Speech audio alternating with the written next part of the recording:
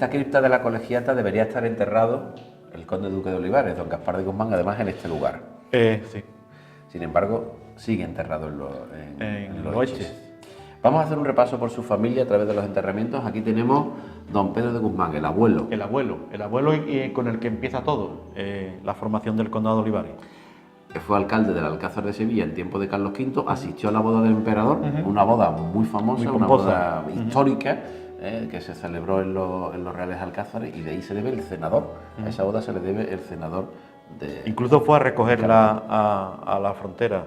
Él fue el que se trajo él fue uno de los que... a Isabel de Portugal, que deslumbró a Carlos V hasta tal punto... Deslumbró a Sevilla. Deslumbró a Carlos V, deslumbró a Sevilla, deslumbró a España. Es que nada más llegar, cuando la vio, se casó con ella esa misma noche para poder compartir el lecho. Y así le pasaría que nunca se casaría con nadie más. Ya no se casó con nadie más, fue la única mujer de su vida. Bueno, aquí tenemos el parentesco con la casa de Alcalá, con los duques de Alcalá. Sí, doña Francisca, la primera condesa con la que se casó don Pedro, era de la casa de Alcalá y era una noble toledana, de Toledo. Aquí, don Enrique de Guzmán, conde duque de Olivares, de los consejos de Estado y Guerra, etcétera, etcétera, etcétera. Un gran personaje histórico, lo que pasa es que su hijo, al ser... Este era el padre del conde duque, y su hijo lo deslumbra todo después con el valimiento durante 22 años, pero es un gran personaje.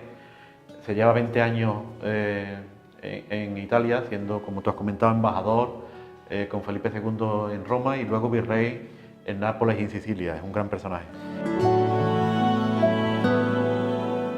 Aquí tenemos a la madre del conde duque, a la mujer de don Enrique, la primera también de la casa de Monterrey y de otra casa nobiliaria muy importante. Llegó? Pues en barco, llegó en Sevilla en barco porque murió en Palermo por sobreparto. Tenía a su novena hija, Ninfa, las dos murieron en el parto y llegó por barco en un ataúd de plomo, claro está, hasta Sevilla. Y aquí tenemos, curiosamente, a los dos hermanos del conde duque de Olivares, cuyas muertes provocan que Gaspar de Guzmán deje la carrera eclesiástica y se convierta en el heredero. Claro. Su padre había querido que su hijo hubiera sido algún día hubiera llegado a ser papa y lo mete por la carrera eclesial. Y primero su hermano, que está aquí enterrado, el primero de ellos, Pedro, que murió con 7 añitos, el mismo año que nace el conde duque. Mientras su hermano está naciendo en Roma, él muere en Salamanca al caerse por un corredor, por una escalera. Y después la desgraciada muerte de su otro hermano, que muere a caballo. Muere a caballo. Su padre, como conde que iba a ser de Olivares, iba a llevar su hacienda, pues de vez en cuando bajaba desde la corte, que en ese momento estaba en Valladolid, y de vuelta, del viaje aquí a Olivares, pues de vuelta cae en Oropesa desde el caballo, se da con una piedra en la cabeza y fallece.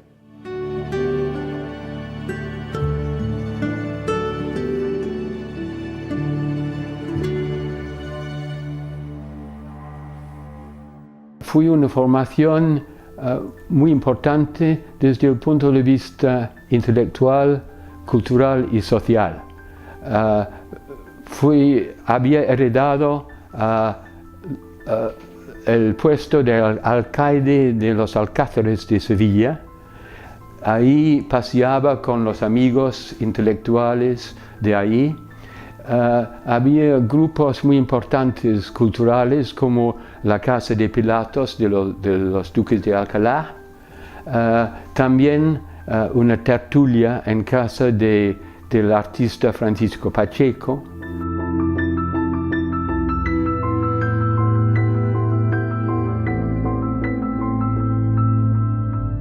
Se interesó por los libros especialmente. Empezó a ser gran coleccionista de libros y me parece que siempre se jactaba de ser hijo de Sevilla. Y esos años sevillanos fueron importantísimos en su formación como hombre de Estado. Los grandes personajes históricos tienen años que marcan sus vidas. El año 1607 fue un año muy importante para el conde duque. Muy importante. Es el año en que desgraciadamente fallece su padre, pero es en el que tras cortejar a su prima hermana, a Inés de Zúñiga Velasco, consigue doblegar, si se puede decir de esta manera, pues el amor de su prima, y a finales de ese mismo año se casa con ella.